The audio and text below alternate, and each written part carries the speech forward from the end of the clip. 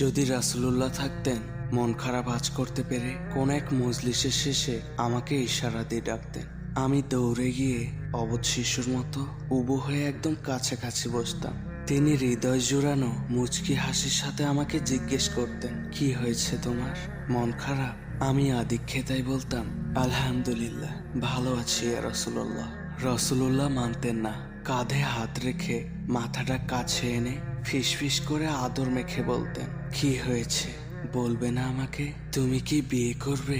আমি লজ্জায় গুটিসুটি মেরে মাথাটা আরো লুকিয়ে ফেলতাম। ক্ষণ কয়েক পর মাথাটা অল্প তুলে অনুযোগের স্বরে হযরত জুলাই বিবির মতো বলতাম, আমি এক দরিদ্র যুবক, আমাকে কে বিয়ে করবে ইয়া রাসূলুল্লাহ? আল্লাহর রাসূল একদম নির্ভর কণ্ঠে বলতেন, মদিনার অমুকের কন্যার সাথে আমি রাসূল তোমার বিয়ে দিয়ে দিলাম। আমি আনন্দে কেঁদে ফেলতাম,